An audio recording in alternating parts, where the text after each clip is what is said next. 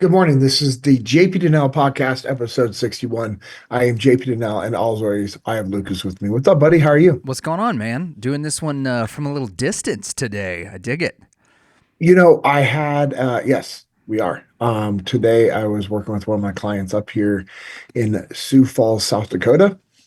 And the guy was asking me, he's like, so what do you got going on tomorrow? You recording another episode for Friday? And I was like, oh, you listen to the podcast? He's like, oh, yeah, for sure, man. He's like, since you came here last May, he goes, I started listening. He goes, I've listened to all of them, but like two or three. He's like, I'm getting caught up. He goes, and then another guy walked up and we were talking about the podcast as well. And he started talking about episodes. And it was cool because I was mentioning, I was like, yeah, actually, tonight after dinner, I'm going to be recording an episode over Zoom with Lucas, so that we'll have one for Friday. Didn't make it a priority when I was home because he had family stuff, I had family stuff, and we knew we can get it done over Zoom. And it was crazy. This guy goes, the last time you were here, you had to do that also, right? And I was like, yep, you're right. Yeah. Which is just I don't know. I mean, maybe it's not a big deal to many people, but the fact that that guy remembered that or was paying attention, I thought was pretty cool. So I know this episode is going to be a little bit shorter than normal just Yep. because, not going to be diving into too much as we don't have a guest. And, we have a few things that we want to talk about from extreme ownership. You got a couple questions about the book and about Ramadi. And, we'll just open the door and see what goes from there. And yeah, man, looking forward to this episode, my man. It's amazing how we can use technology like this to our advantage for like this last weekend.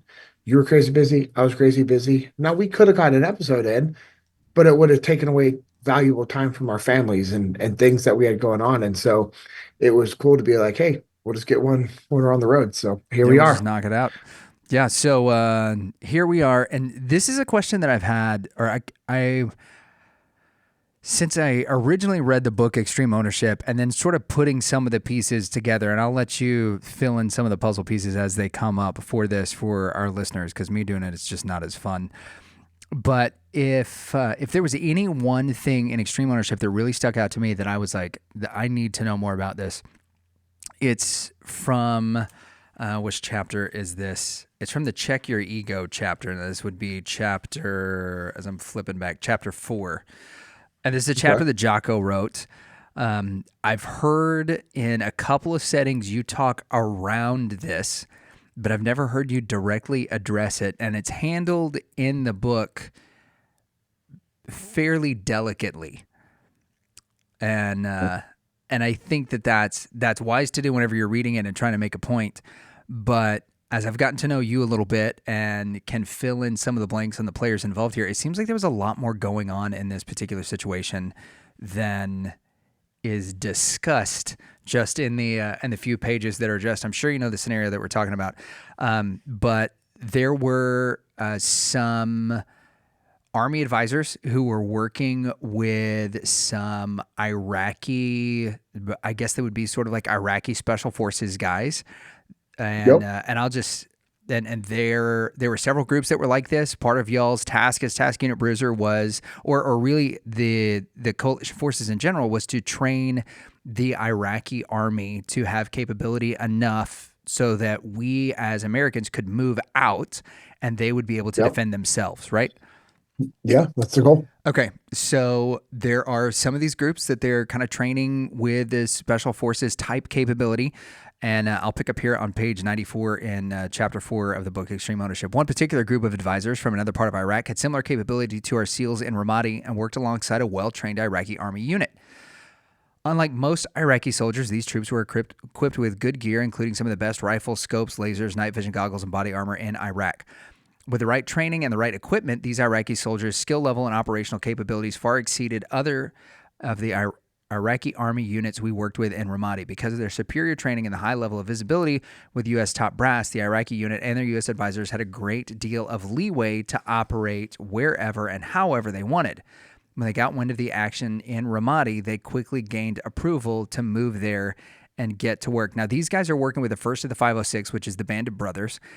And to fast forward a little bit, the colonel who was in charge of that group kept a pretty tight ship. His guys were super professional, and uniforms, haircuts, beards, like Mhm. all of those things were really kept in check. And y'all, as Task Unit Bruiser, maintained the same standards that the Army did there out of respect for them. Am I?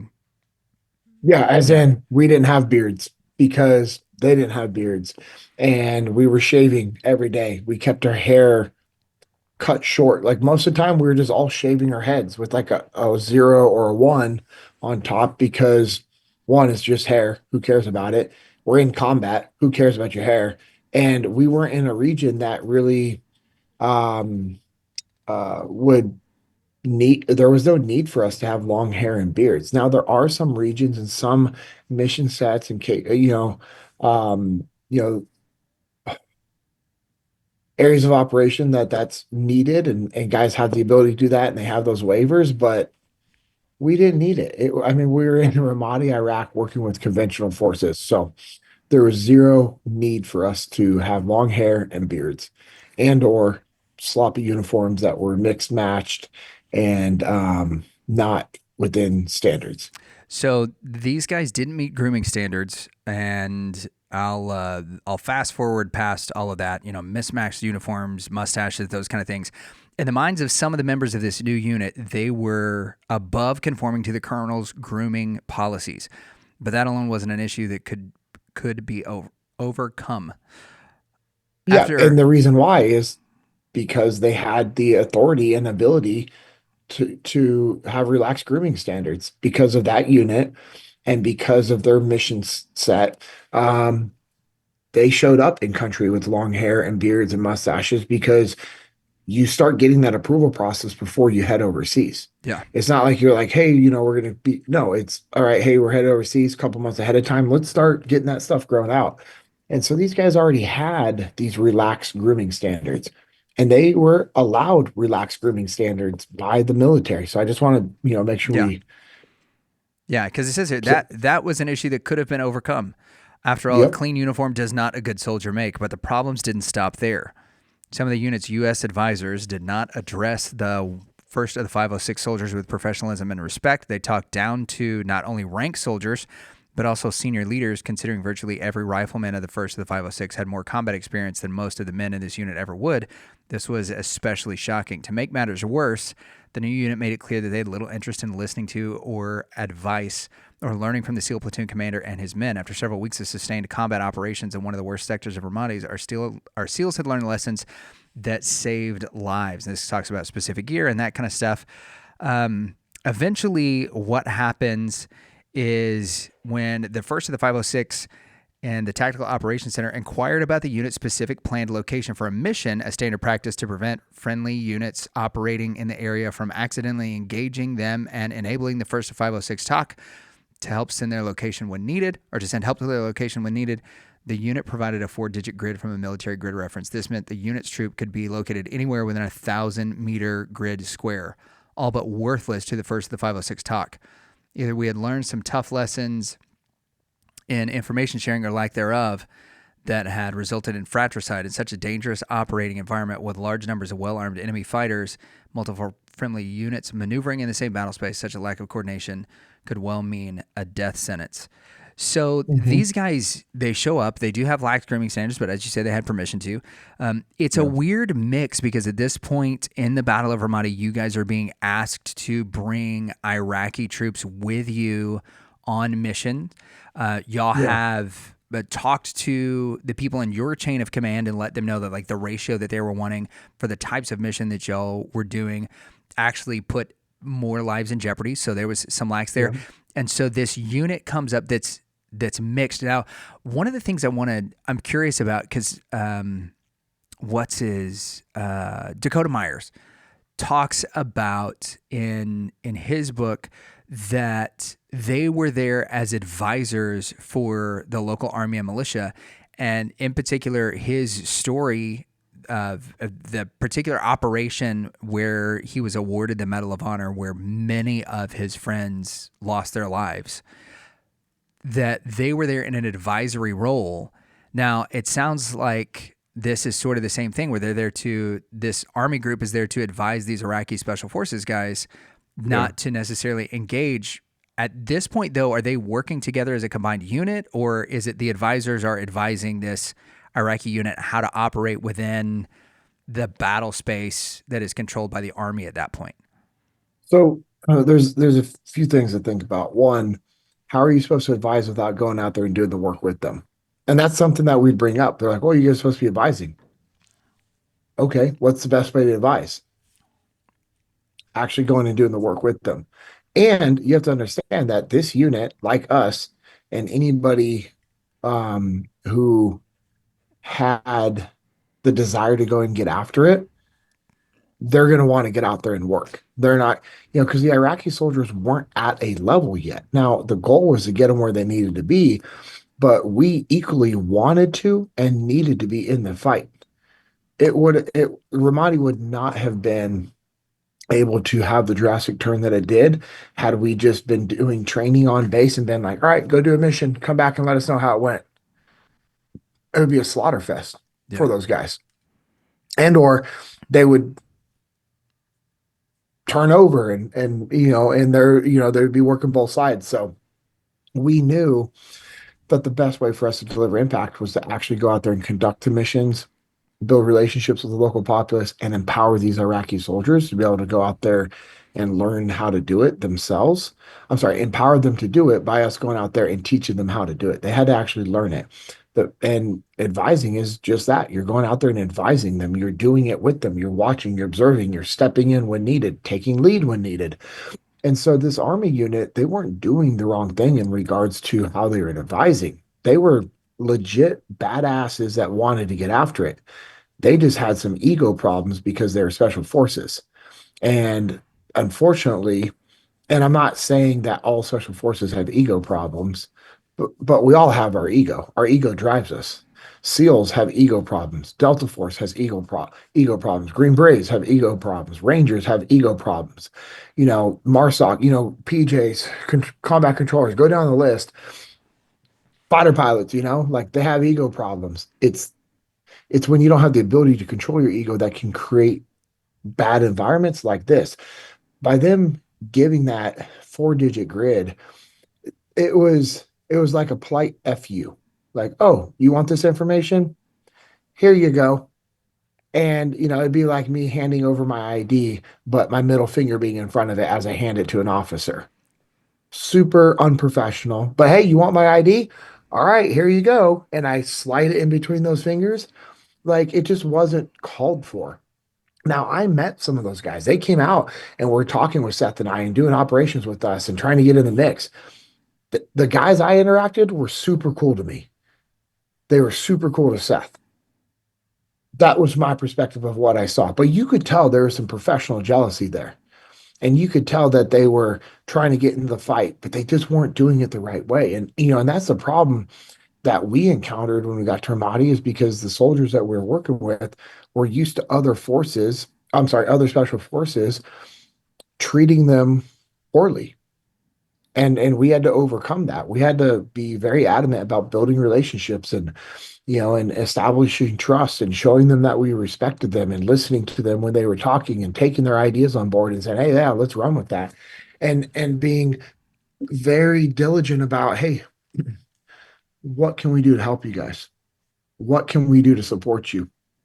And so, because we were taking that humble route every single day because we knew it was the right thing to do and we cared, there was also a drastic difference between us and these special forces soldiers that came in that were not showing these soldiers and Marines respect. They weren't, you know, saying, hey, what can we do to help you? It was more of like, hey, we want to get in the fight. This is what we're going to go do. Instead of understanding that this unit owned the battle space.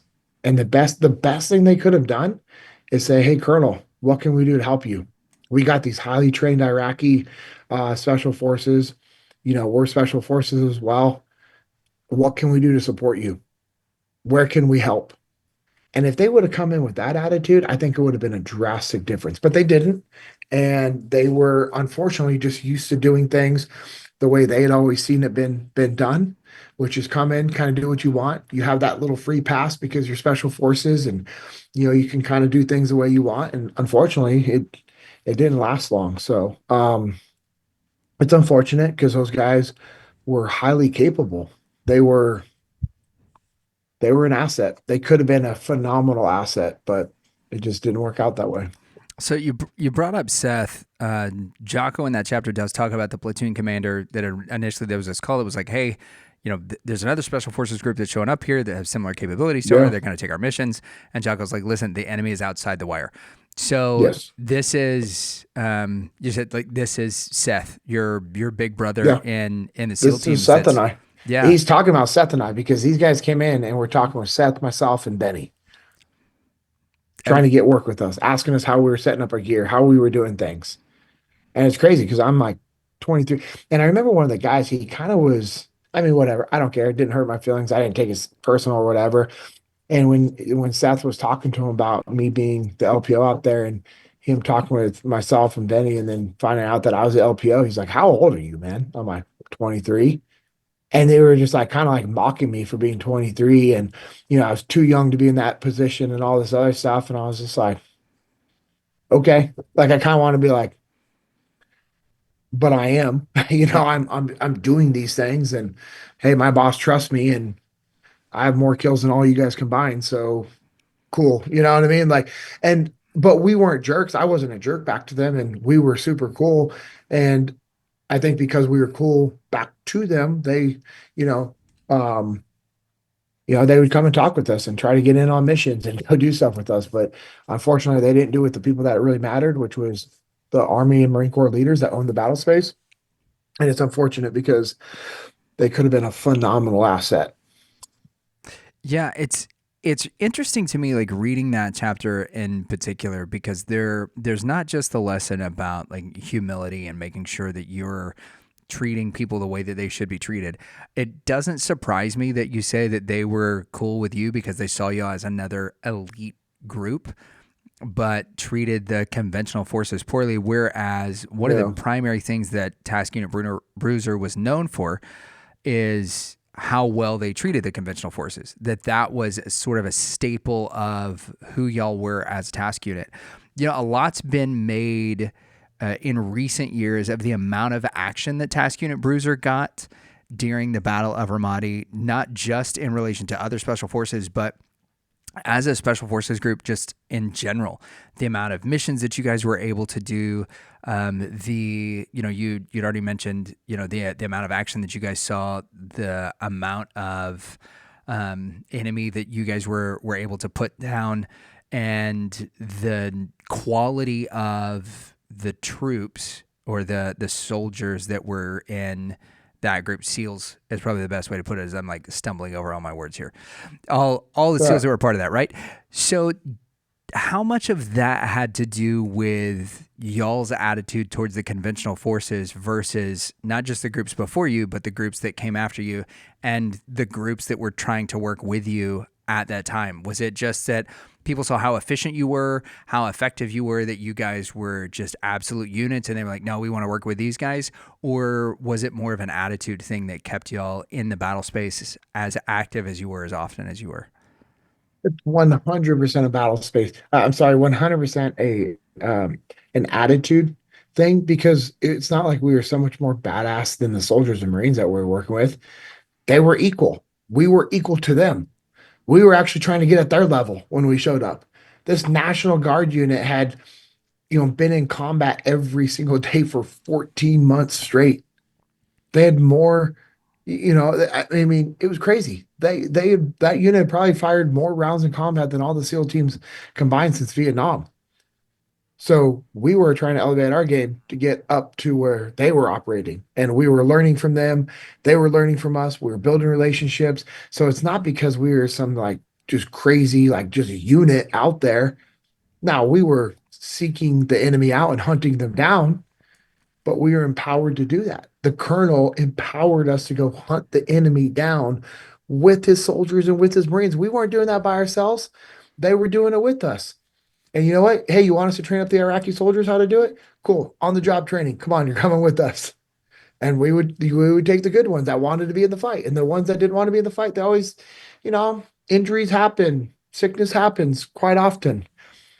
And sometimes, you just can't go out and operate and you get stuck back on base. And this stuff happens with Iraqis and Americans.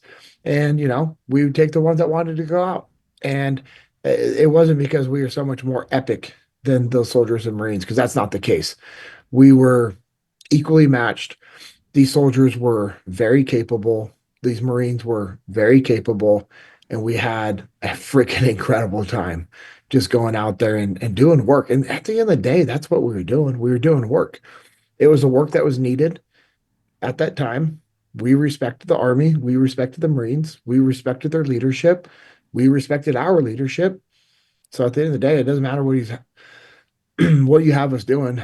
We're going to go get the job done. And that's what we were able to do.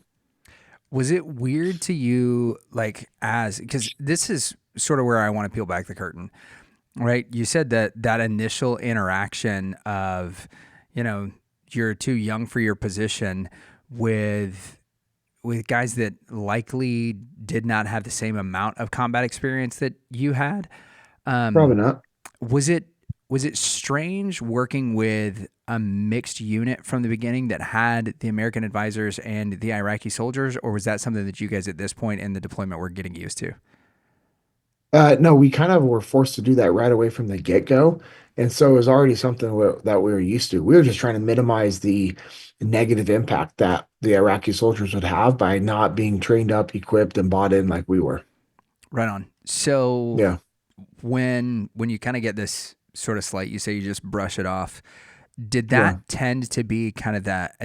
I say that, or I'm asking this question because it seems like this is the case.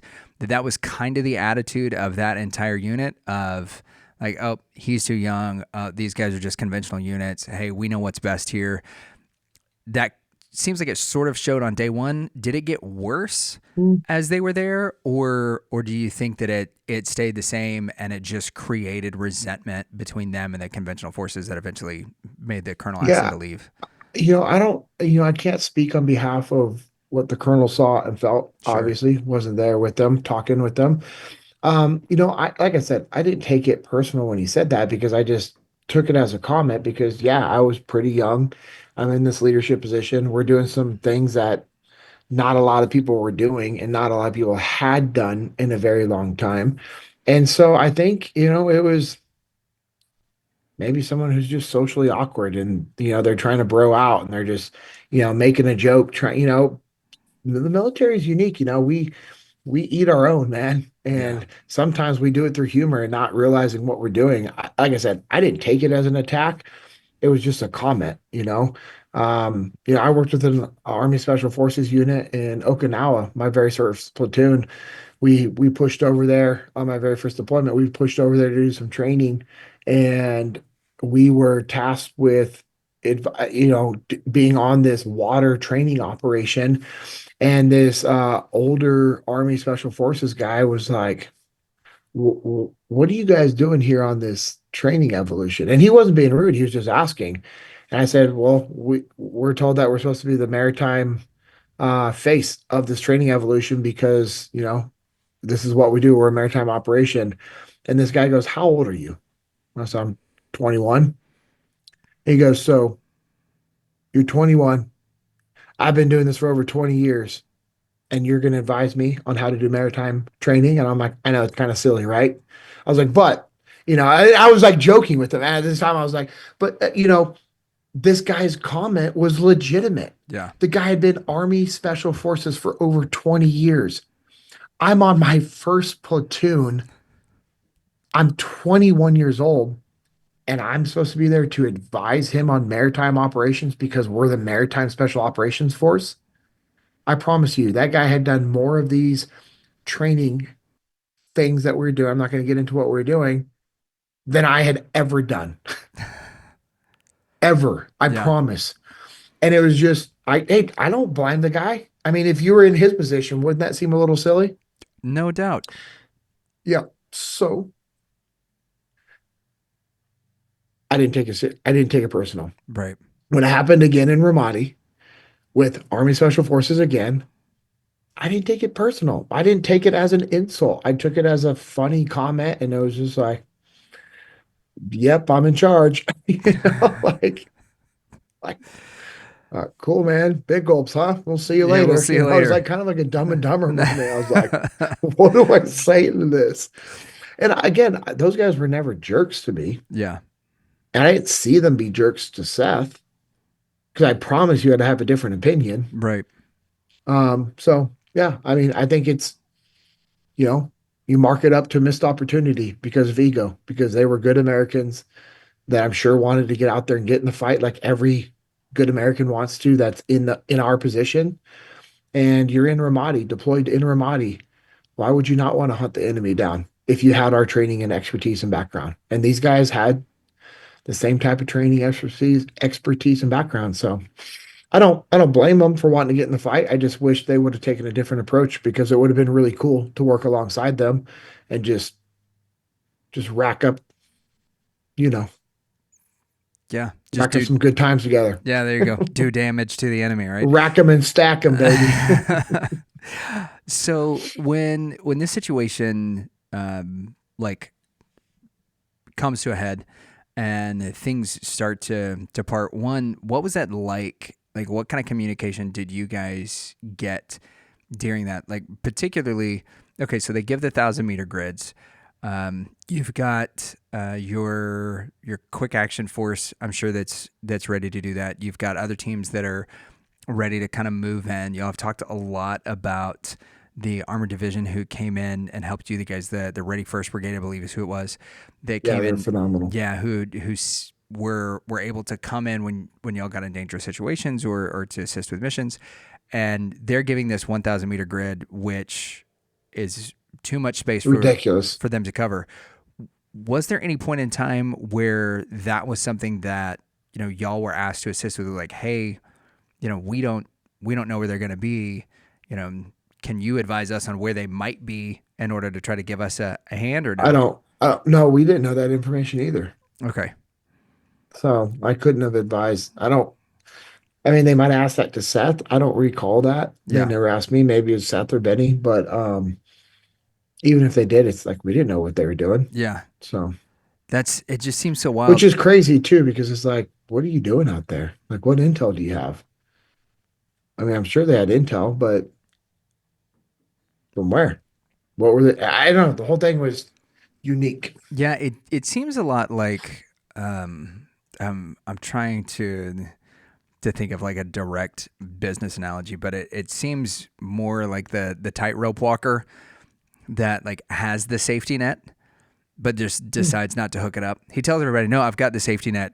He decides not to hook it up, and then he starts falling off the line, and he's telling everybody, "Hey, hook the safety net up. Hook the safety net up." They're like, This thing takes 20 minutes to hook up, bro. You need to just hang on and do your best until we can get Hope it your there." grip strength is good. Yeah, that's it, man. When everything sort of when stuff comes to a head, this stuff starts to happen. How weird was it from an in the battle space standpoint, like maybe at the time or now, like looking back, that an army colonel chose to kick out an army group and stay with the Crazy. navy group? It's crazy. He called us his army frogmen. That's so bizarre, man. Like, uh, yeah. It's now General Clark, who is Colonel Clark. He spoke at Mikey Monsoor's commissioning of the USSS Michael Monsoor. Think about that. An army general speaking at the commissioning of a U.S. naval destroyer. Doesn't happen a lot. Has it ever happened before? Like, I mean, we would have to look at I, that and I like don't I research, don't know. I don't know. I have no idea. but that's Mikey bizarre. I know Mikey Mansour is in on their wall of heroes. Wow. Yeah. Red Curry, Mikey Mansour is listed on that wall. Wow. So if you've watched Band of Brothers, you know the famous Red Curry Mm-hmm. unit, like I have their patch that was bestowed upon me from the army. No way. Oh yeah. When you look at that patch compared to other things? Like, how much does that mean to you? Does that mean more than some of the medals that you won for, quote, doing your job, as we've talked about on multiple occasions? Especially when you say medals that I won. Yeah, right. That were awarded to you for doing Yeah. your job. There you go. Yeah, that patch means more than all those Yeah. because those medals, I was doing my job. And yes, some people can argue, hey, you went above and beyond. But in my mind, it's like, hey, man, that's also what it's required you for you to go do the job. Like, I didn't join the Navy SEALs for a passive, easy job. Like, I joined to have a hard job and to do above and beyond duty type of things. Like, are you kidding me, bro? You're paying me to do this stuff? Like, awesome. Yeah. Like, and so for me, that was pretty much the best thing I could ever be doing.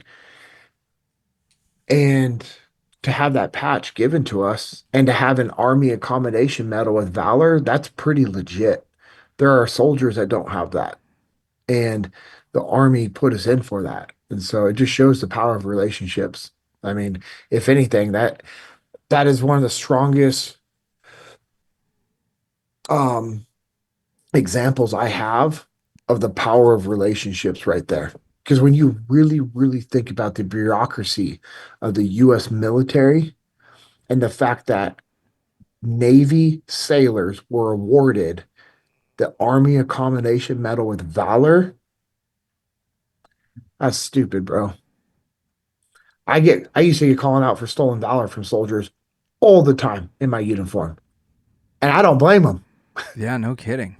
You see a sailor in his dress blues with a rack of ribbons, a trident, a silver star, a couple of bronze stars, and an army accommodation with V. It's like, all right, this doesn't make sense.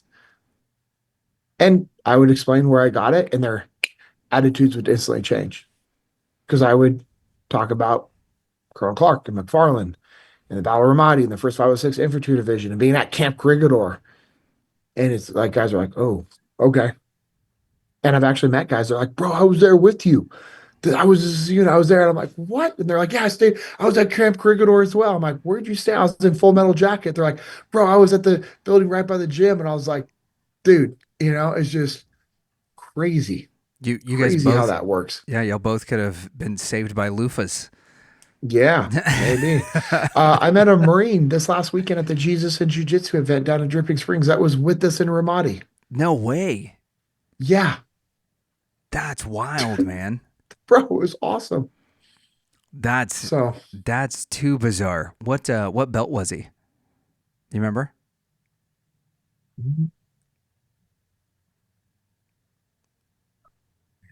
This is the kind of stuff that doesn't matter, but the details that like my squirrel brain just immediately goes to. Like, tell me, was he a black belt or was he just a lowly white belt like myself? No, he definitely wasn't that. I think he might have been a white belt, bro. Good for him. I think. Getting after it. Yeah, man. That was a fun little event with Tim Kennedy that we did.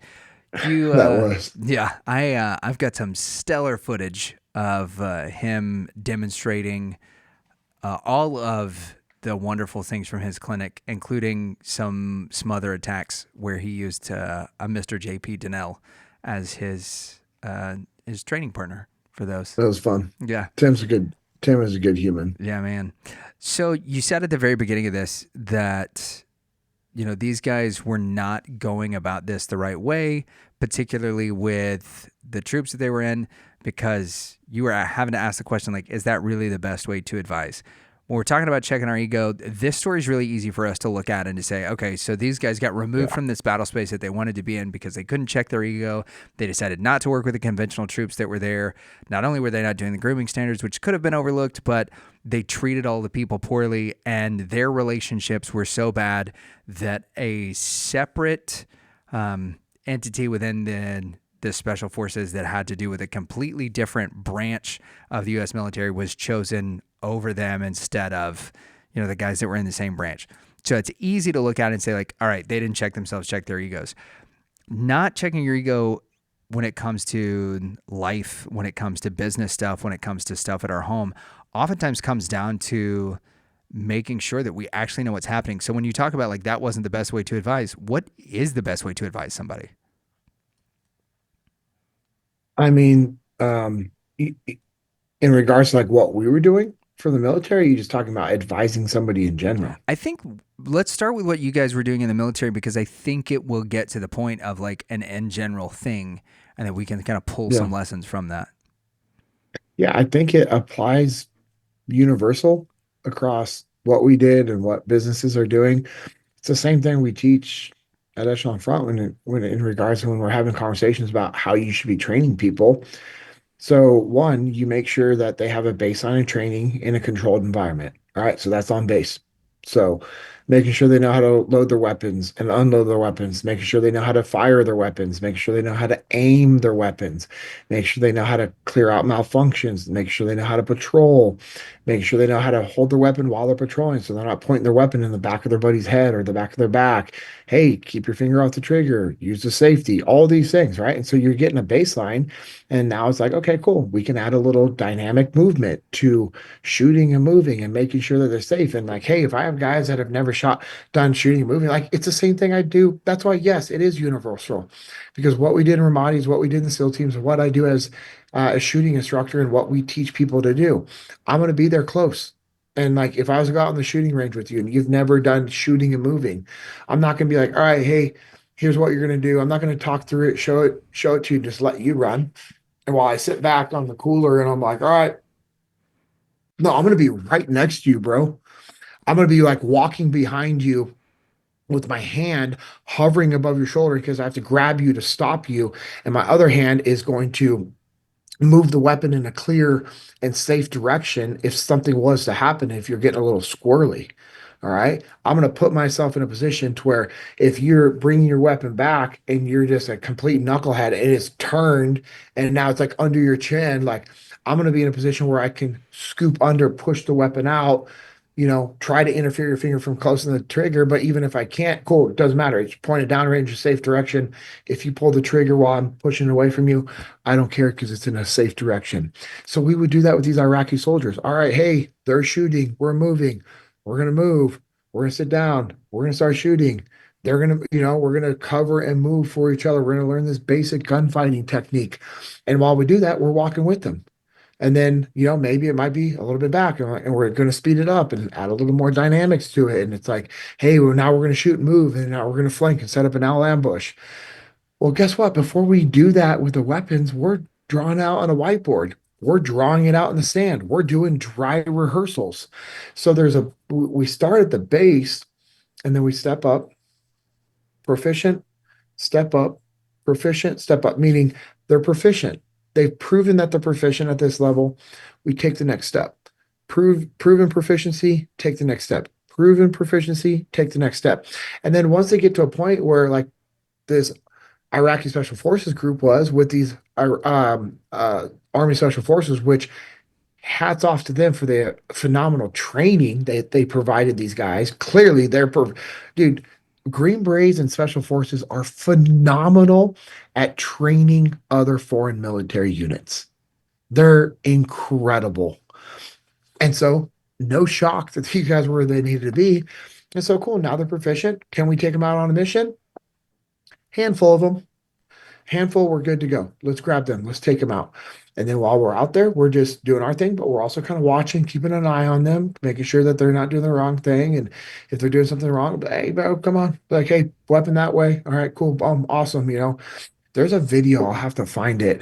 And it's on YouTube. It's at the beginning of our deployment. It's literally one of the very first patrols that we did. And you we're on a rooftop and I'm shooting my machine gun. I'm kind of like calling out. These Iraqi soldiers are shooting their AR. I'm sorry, their AK. They have no recoil management. So as he's shooting, so let's say this is the ledge, all right, and his gun's here, and you want to be shooting, and the gun goes right? Well, as he's shooting, he's going ding, ding, ding, boom. And as it came back, it shot the metal and it fragged in my face. Oh man. Thank God I was wearing eye protection because I had like little hot metal burns all over my face where my glasses weren't. Like, thank God I had my eye protection on. And it was crazy. And it would be stuff like that. We're like, bro, what the heck? So, all right, if they're shooting, well, we're limited on what we can do for shooting because we have to also keep an eye on them. And it's like, oh, this little AK is pushing you back. All right, bro, I'm gonna have to have my hand on your back to add a little recoil management because of, how weak they were as humans. And but then we had ones that were freaking studs.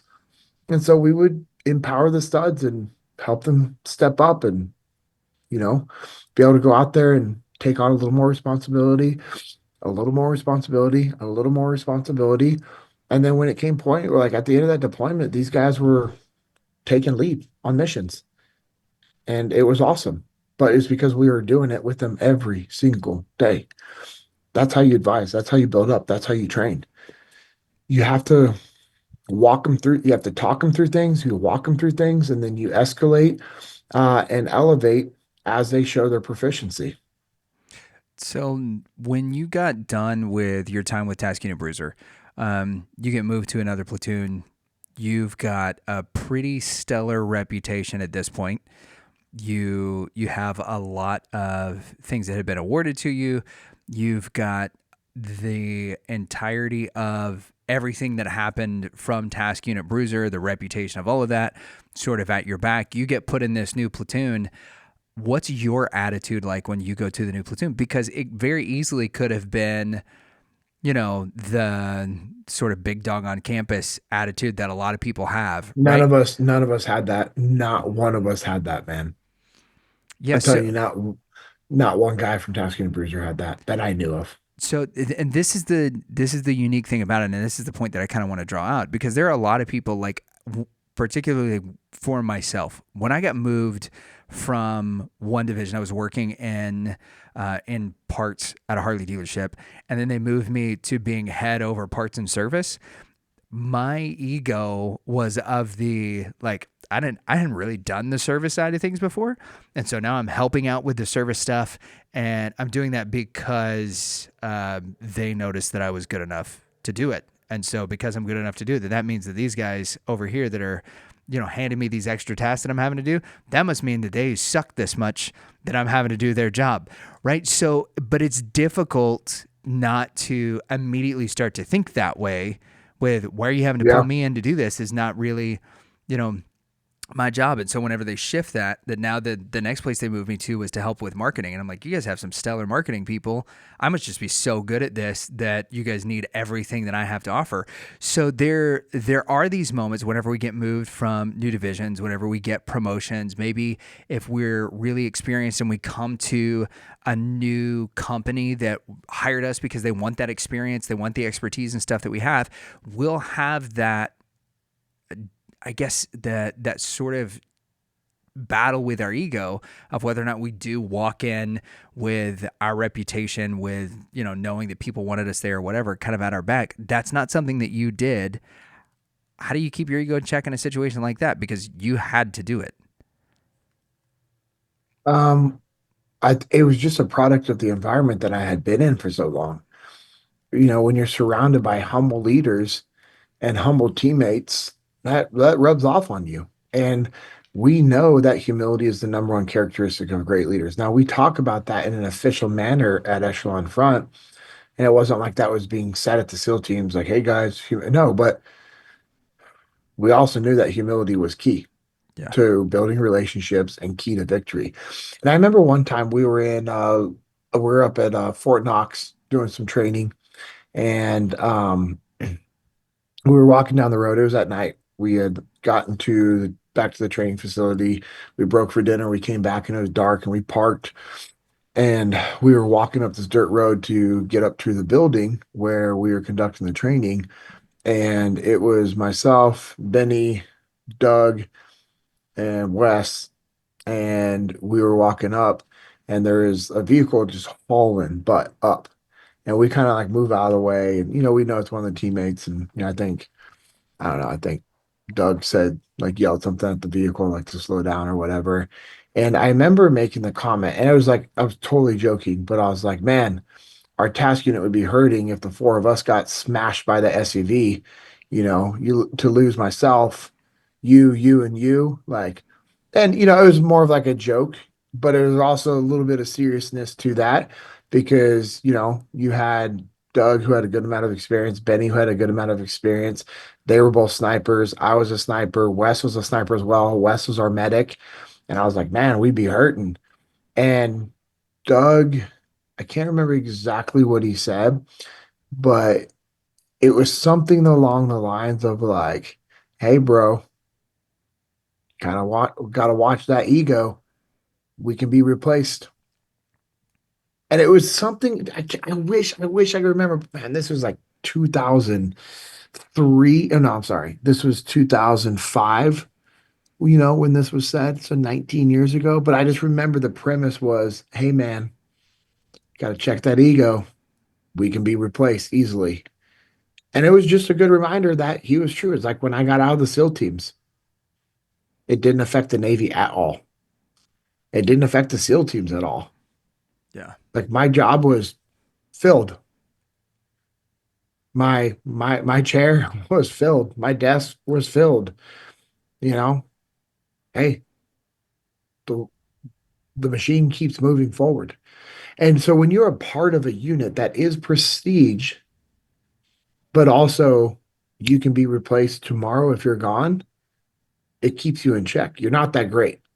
You as one person do not make or break your unit, your organization, your company, nothing. Now, if something was to happen to me, I think, because of the relationships, you know, Echelon Front would be devastated if something was to happen to me. But guess what happens at Echelon Front? Everything keeps moving forward. Cody steps into my position the next day. I mean, I don't make or break this company. Yeah. I have an important role and I'm honored to do what I do and I love what I do. But if I was to pass away on Friday, Monday, Cody's taking lead as probably the chief training officer and taking my and stepping into my role. Do I do So, the podcast with Cody if something happens to you tomorrow? Or um, yeah, I don't know. We'll yeah, have to figure that one out. we Maybe got I think Cora and Nola step into the Coronola. Okay, void. perfect. That'd be great. Yeah, That'd be pretty busted. and then we'll have to do something once a month once a month with Cody. Um, you know, I don't know. The guys would fill the void. Yeah, it would be it'd be fun to do it with Coronola once they got over like the stages of grief. I think that would have a pretty heavy effect there in the beginning. This is a morbid topic. We're Yeah, gonna move on. like a Yeah, week. They'd be over it they'd within be a over week. it. No, I'm just kidding. No, their friends listen to this podcast. I'm totally joking. They actually So listen to this as well. So that's awesome. You know what you said recently. we could talk about your wife not caring if I die because we know she doesn't listen Yeah, to she doesn't this. listen to this at It would be all. like a week. It's Yeah, like a week, and she'd that's be it. like, "Oh well, I kind of miss JP being a smart aleck to you." But Yeah, that's it. so, I miss what's somebody next on the keeping docket your for you, ego babe? in check. Yeah. So one of the things along the lines of this that Marcus Luttrell recently mentioned on a podcast that he was on, Marcus Luttrell from Lone Survivor, was when he left the Navy, like when he was walking out, that he dropped a bag behind the gate and the gate shut behind him, and immediately, like he was, you know. 20 seconds ago, he was using his key card to get out of everything. That gate Yeah, shut behind him, and he turned around to use his card, and they had already deactivated it. Like they had it timed to where this is how long it's going to take for him to get out. The card's got to be that's fun. deactivated by the time mark. And so he turns around and he's got to like call down some guy in a guard tower and be like, hey, man, It's amazing. can you help me get my bag? Like, what happened? He's like, I dropped it. I was carrying too much crap and I dropped my bag on the other side of the gate. And so they It's gotta, amazing. yeah, he's got to go through. And then I didn't, he continues to tell the story, but it was like now he had to make sure that he had permission to open the gate for a non-military person to get their bag. He's like, you could just throw it over the gate. And like, no, no, we can't, man. We can't. Yeah, and here's the You're a thing. civilian now. Yeah, Yeah. and there are rules and regulations in place for a reason. Yeah. Seems extreme, But you have to have that baseline in the military. It's just crazy to me. Oh, I agree. But But I the understand it. caveat to what I just said is it's also crazy that we limit people's ability to think on their own Yeah. and recognize I just watched a guy walk out the gate. Yep. Literally just walked him watch out the gate. I'm gonna open up, hand him his back, say, "Hey, thank you, appreciate your service." It's Yeah. crazy, man. So Good luck on whatever's silly. next for you. But it is that it does Yeah, show that, and you said this before, like you're not the rock star that you think you are, or you haven't always been the yeah, rock star that you yeah. think you are. That You're dude not the rock star that. Yeah, yeah, and like that dude, even during his time serving, was sort of a rock star in, yeah. the public eye and all that. And then even somebody who seems like, this is someone that the SEAL teams need. This is somebody who's helping with recruiting. This is, a face that the gate shuts behind him. And yeah, some MP is like, I don't have permission to give you your bag. Yeah, It's just so crazy. crazy. Yeah. Yeah, But it is kind of that idea that something happens beyond that. And one of the things, we've talked a lot about legacy, in the past, of like setting up for your legacy and what do you want your legacy to be, and legacy planning and that type of thing. I saw this interview with Mike Tyson, who Mm. was recently in a sanctioned fight, Oh, and he was there being you go. interviewed. He was being interviewed by this girl who's like 12 or 13, and she Hmm. asked, she's like, do you, what do you think this does for your legacy? And he goes, I don't think anybody cares about my legacy. People that talk about legacy don't understand that, like, as soon as I'm done, yeah, like I'm a fighter in the Hall of Fame. People may still watch my videos, but I'm dust. So Hmm. he's like, there's going to be 100 more champs after me.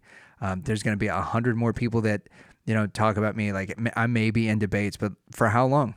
I'll be in debates for 10 years. I may be in debates for 15 years. In 50 years, I'm just going to be like those guys from the black and white videos. I'm just going to be dust. Nobody really cares. The best thing that we can do is the stuff that we have to deal with today and not worry about what our legacy and stuff is going to be.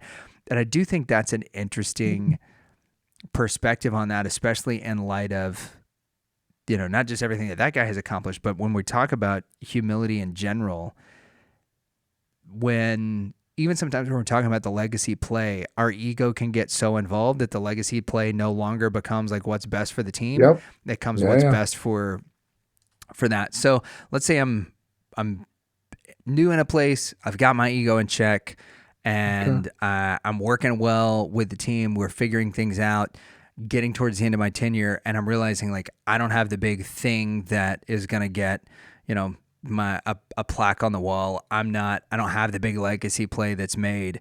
Like, how much should I focus on that? How much should that be a player, or is that just another place where there's potential for my ego now towards the end of my career, the end of my stay at a certain organization or whatever, to cause more issues than it creates, So the way good I stuff. look at that and I think about legacy is that's not a legacy play. If you're worried about getting recognition, that's your ego. If you're truly wanting it to be a legacy play, it's not about you. It's about what you're leaving to somebody else. And the goal is to leave it better than you found it. And so if I'm leaving it better than I found it, an aspect of that is having humility. And it's not about you. It's not about you getting the credit. It's about me actually equipping you to be better than I was. It's about you to be more educated, more well trained, more versatile, more skilled, more wealthy, more secure. All those things. That's the legacy play. Like my parents want me to be more successful than they were. I want my kids to be more successful than I am. That's an aspect of a legacy play, but also another equal important part of a legacy play is like, all right, are my kids insured? Like, have they received salvation? Do they understand what that means? Are they going to heaven? If something was to happen, are they going to heaven? Now, if something was to happen to me, I zero doubt. I know exactly where I'm going. Zero doubt. If something was to happen to my family, I know where they're all going. So for me, that's a pretty dang important legacy play, Yeah. is that I've been able to ensure that my kids know Jesus, they love Jesus, and they've received salvation. Like you have to acknowledge Jesus as your Lord and Savior to receive salvation. You have to commit your life to following him. You have to accept that you're a sinner and that he came and died for your sins. Like, my kids understand those things. They were the ones that chose salvation on their own. We didn't say, hey, you are going to do this. They did it on their own. So in order for them to do that on their own, we had to have good conversations. We had to influence them. We had to, teach them and explain things to them in a manner that made sense to them, to where when they made that decision, you know, it was on them. That's a legacy play. Teaching our kids how to prepare meals and cook food. That's a legacy play because they're not going to be dependent upon anybody else having to cook for them. They're not going to be dependent upon having to go eat out all the time. They can buy groceries and meal prep and be efficient with their money. Our kids understand the aspect of saving and how if you save money, you can take that money and invest it into something that makes you more money. They understand these things. They understand these concepts of, being disciplined with certain things in life. They understand the concept of working out and being healthy. They know what being healthy looks like. They understand why you should be healthy and why putting on lean muscle mass is good for longevity and your health, why eating a protein rich diet is good for you. Like, my kids know what we do with First Aid Nutrition. It's cool. Like, my wife's not officially signed up with them yet, but last week my wife sent me a screenshot of her my fitness pal. She's back to tracking her food again. She knows what to do, just like I do. My kids know how to track things, you know what I mean? And now it's not like a complex type of thing like Rana, shared on her podcast, on Jocko's Oh yeah. podcast, but they understand how to eat healthy, and they understand the balance to it. And to me, that's a legacy play because guess what? My kids aren't going to grow up with diabetes. They're not going to have health issues that a lot of Americans have. My kids are not overweight. They're not obese. They're healthy. That's a legacy play, man. Yeah, man. And so just it's not about you. You don't need credit or recognition. And if you're trying to do something as your final legacy play for credit and recognition, your heart's in the wrong place for it. And that's not a legacy play. Man, so what I'm hearing you say is that relationships are what actually builds a legacy, not accomplishments. 100%. Right on. So I know a lot of accomplished people that have bad marriages, bad families, and they don't have good relationships. They're not surrounded by good people. And I know people that, according to those accomplished, successful people, aren't accomplished, aren't successful because they think it's a financial thing. And they've got great marriages. They've got a great relationship with their kids. They're content and happy with where they're at, with the season of their life that they're in. They're good with that. yeah, it's that goes back to how many conversations have we had about how you define success, right? Yeah, that's good. Yeah, Yep. I'm drawn like for this last kind of thing on this topic is, let's say you're back there in Ramadi. Let's put you back in Camp Corregidor, and this group comes in, and that first meeting, that instead of a jibe, you notice these guys are okay, obviously very capable.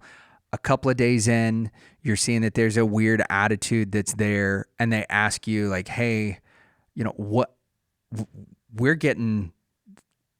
Obviously there's some friction between us and the conventional forces. What are you guys doing that's different from what we're doing? What do you tell them? Because I think that this also applies on like a peer level, because there's sometimes where, the new guy comes in and he realizes, hey, there's another guy who's a stellar sales guy who's in this same division. There's another person who is maybe on my level that's in this department, or that I've Yeah. got a peer in another department.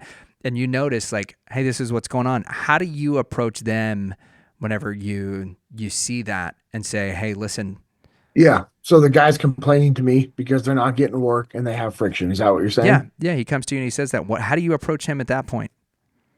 Man, that's crazy. These guys are awesome. We've had a great relationship with them since we got here. Our main focus is supporting them in the missions that they do.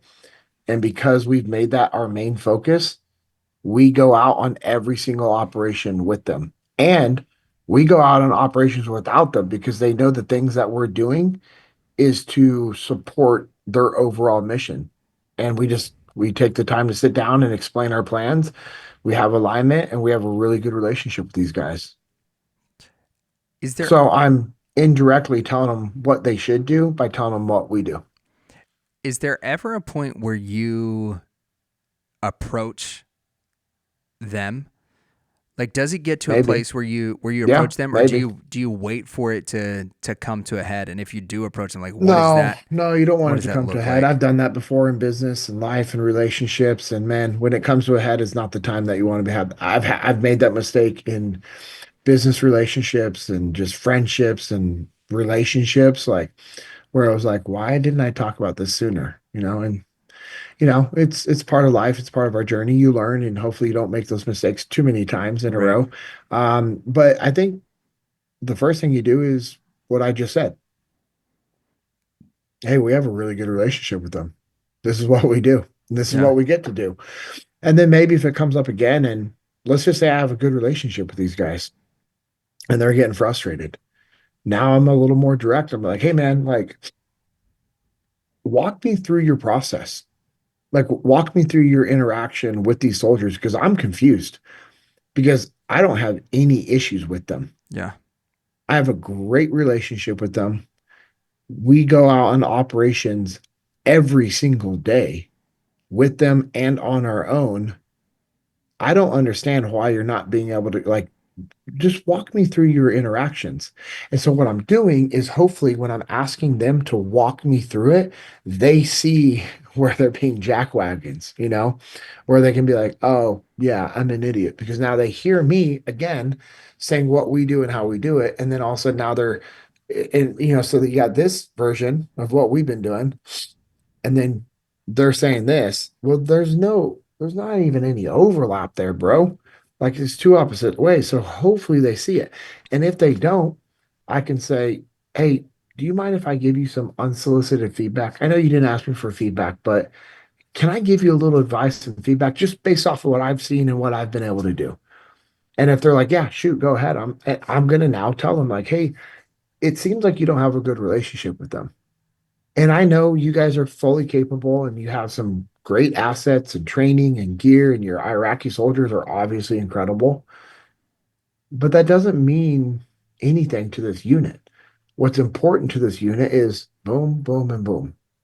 So try those things and see if the relationship improves. And that's my little escalation. And depending on the relationship and depending on how they take that advice, and how they respond to me and what they go do with it, that kind of determines my next step. Right on, man.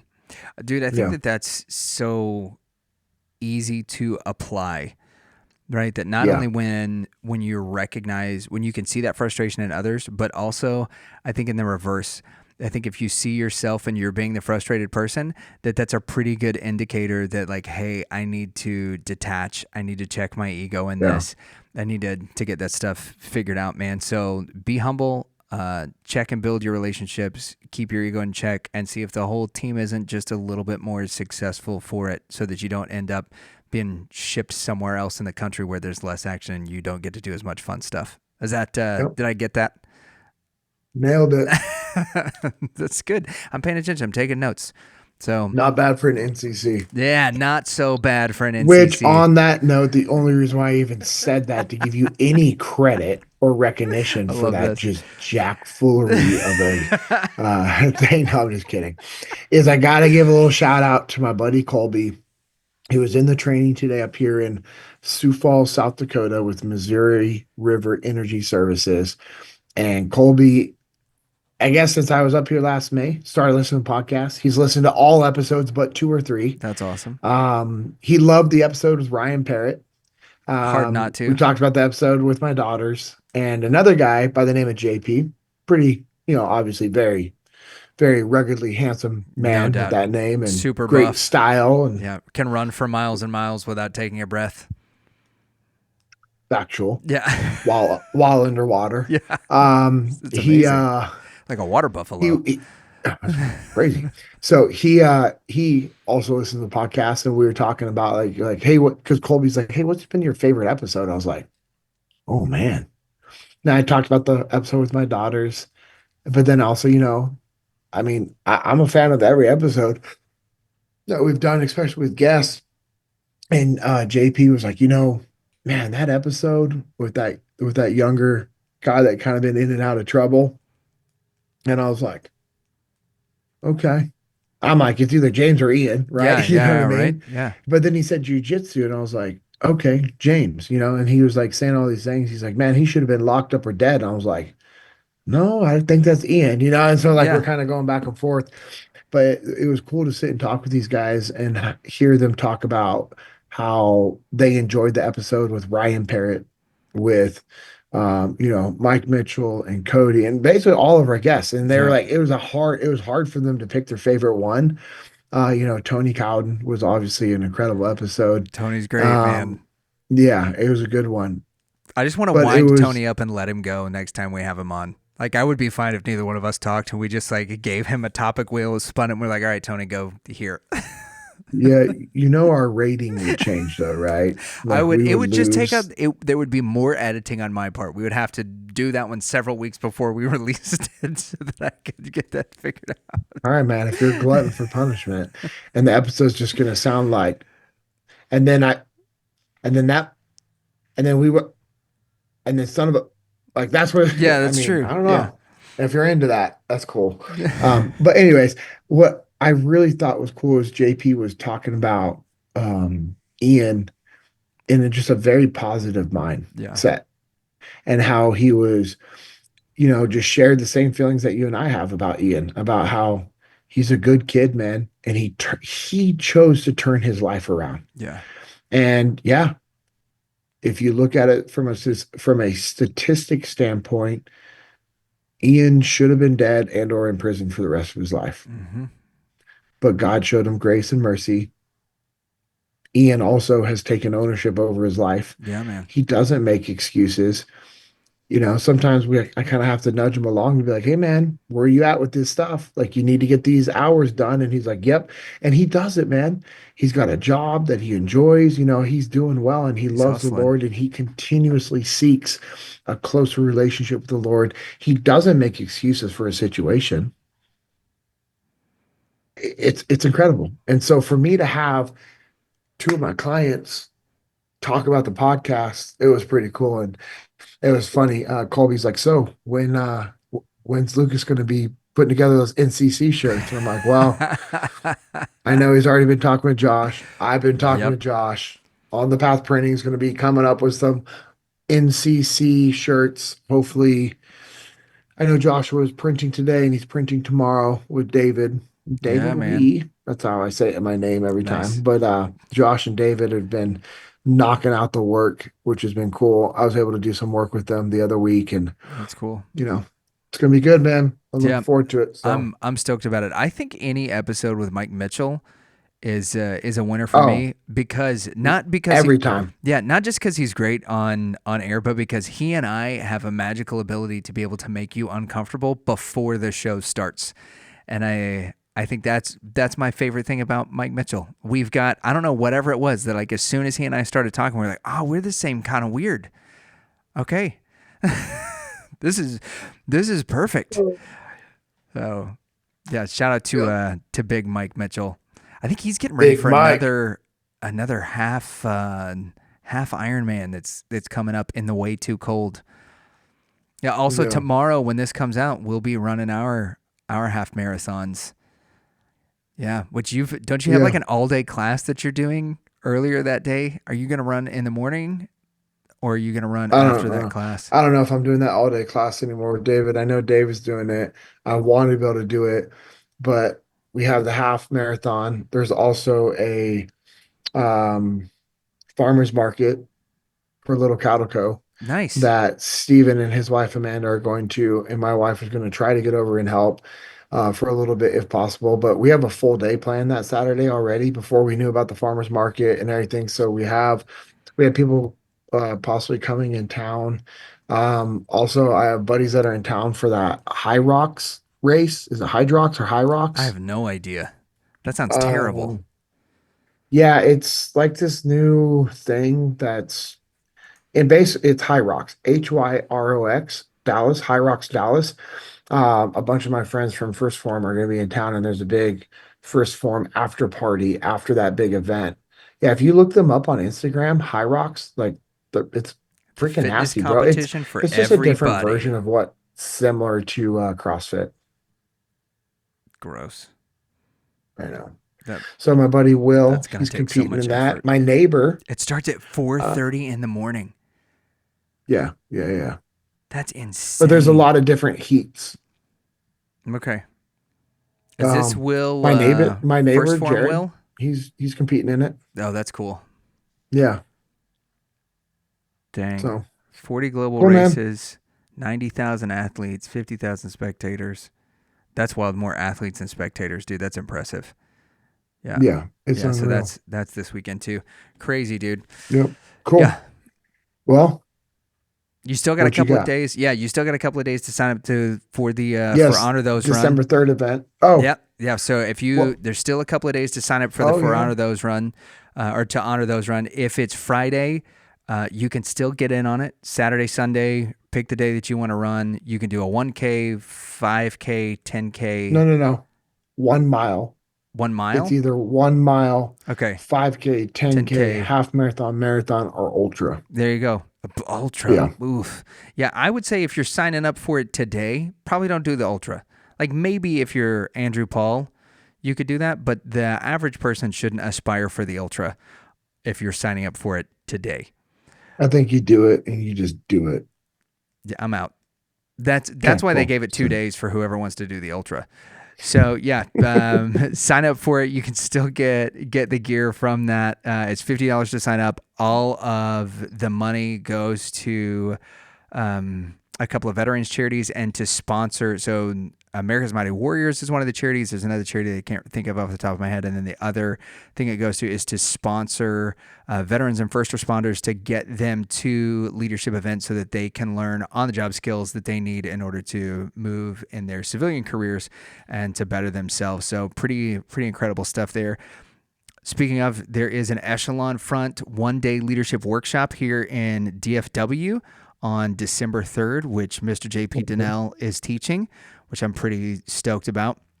We've had a bunch of signups for that, and it's fun getting feedback from the officers that are going to it because it's a TCOL certified thing. So if you're an officer in the state of Texas, it counts towards your annual training hours that you need. This will be for leadership training. Getting to talk to some of the officers that are like they're excited about getting to do it. They listen to the podcast. You know, they're Crazy. in the game and they're sending me messages on Instagram and they're like, "Hey, so are we gonna do like a a live from here? Can we? Are you guys gonna record a podcast from the thing?" And I'm like, "No, no, we're not gonna do that at all." And they're like, "All right, well, we're." One guy was like, "I'm thinking about making a bingo card to see how many times JP says NCC and like these other." I was like, first off, he never says that at all. Second, if you prompt him to say NCC, that's likely to be the last podcast I'm on because you'll be holding my funeral the next week. So, but man, it's been super cool to get to work with them, and That's that's funny. yeah, that's not just for law enforcement; it's open to the public too. I'm Yeah. excited about that, and it's always fun for me to get to for the local events that y'all do with Echelon Front and the things that I get to come to and to be a part of. Man, it's always a blast. So I'm looking forward to sitting in to seeing how much my balance assessment has changed in the last 2 months Hmm. and how much I suck at leadership from that balance Oh. assessment. So it'll be good. I'm excited about it. Talk All about a right, glutton for man. punishment. That's it. Well, I appreciate it, man. And hey, just gonna close it out with some final thoughts. As always, we want to thank you guys for the support that you guys give. By one listening, and for those that of you that are out there sharing it, it's awesome. Those of you that are subscribed, the comments, the back and forth conversations is incredible. If you're not subscribed, make sure you are subscribed to us on the YouTube so you can be notified when the YouTube exclusive episodes come out. Keep spreading the word. We appreciate it. It's pretty awesome to see the growth and the impact. If you want to follow us on social media, I'm at JP Dinnell. Lucas is at Lucas Pinkard. That's Lucaspinkard. Also, make sure you're following Echelon Front on social media. They're at Echelon Front. Our website is echelonfront.com. You can check out some of the merch that Echelon Front has, the upcoming events that we have. And if you want to book myself or another instructor to come work with you in your company, you can also do that through our website. Look forward to seeing you at a future event. We, as Lucas said, had an awesome Jesus and Jiu-Jitsu event down in the Dripping Springs area down at Stoke Jiu-Jitsu. So Jesus and Jiu-Jitsu is a ministry that I'm a part of. You can follow us on social media to learn more about us. It's at Jesus and Jiu-Jitsu _USA. I We did also have figure a out how to podcast say, that comes out every Tuesday. What's up, bud? yeah, I did figure out how to say Marcus and Lacey's name Oh, because yeah? we've said it How? like a half a dozen different ways. Douthit.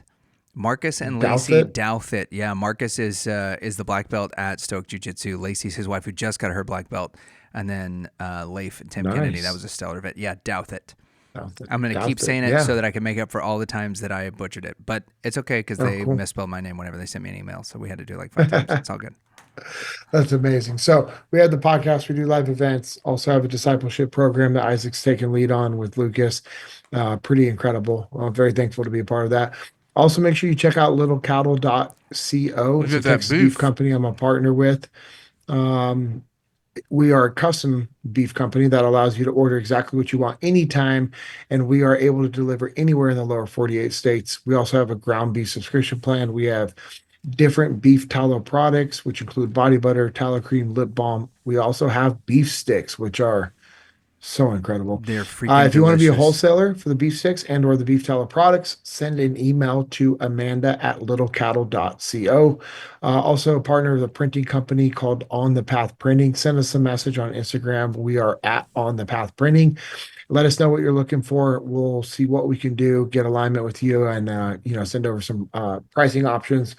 Also, check out Bruiser Arms. It's a company that Leif, Jocko, and I have on Instagram. We are at Bruiser Arms. You can send us a message to inquire about the different custom gear packages we offer. And if you want some custom training for you and your teammates, or a team building event, or your friends and your family, let us know. Send us a message. Let me know what we can do to support you.